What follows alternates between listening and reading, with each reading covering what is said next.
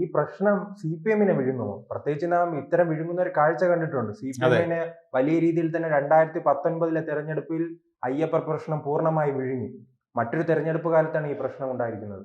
തീർച്ചയായിട്ടും ഇത് വലിയ തോതിൽ CPM-നെ ബാധിക്കും. CPM കഴിഞ്ഞ തവണ ഏതാണ്ട് തദ്ദേശ സ്വയംഭരണ സ്ഥാപന തെരഞ്ഞെടുപ്പിൽ തൂത്തുവാരിയതാണ്.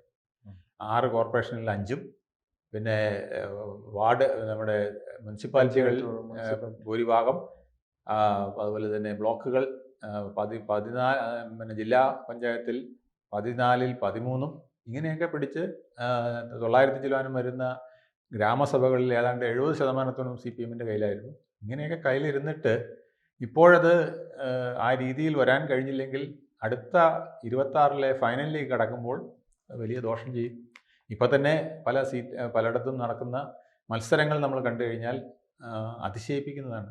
CPM-ന്റെ ഉന്നത നേതാക്കൾ തന്നെ അവർക്കെതിരെ ഇറങ്ങും. തിരുവനന്തപുരത്ത് തന്നെ നമുക്കറിയാമല്ലോ എത്ര നേതാക്കളാണ് അവർക്കെതിരെ രംഗത്തിറങ്ങിയിരിക്കുന്നത്. ഏരിയ കമ്മിറ്റിയിലും ജില്ലാ CPM വലിയ ആത്മവിശ്വാസത്തിലാണ്. കാരണം ഇന്നലെ തന്നെ 6 പേർ ജയിച്ചു എന്ന് പറഞ്ഞവർ രംഗത്താണല്ലോ.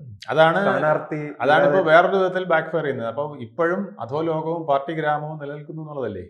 1,64,000 പേര് 23,000 സീറ്റിന് 23,500-ൽ പരം വരുന്ന സീറ്റിനേക്ക് വേണ്ടി മത്സരിക്കുമ്പോൾ കൂടുതൽ വാർത്തകളും വിശേഷങ്ങളും നിങ്ങളിലേക്ക് എത്താൻ ABC മലയാളം സബ്സ്ക്രൈബ് ചെയ്യുക, ബെൽ ബട്ടണും അമർത്തുക.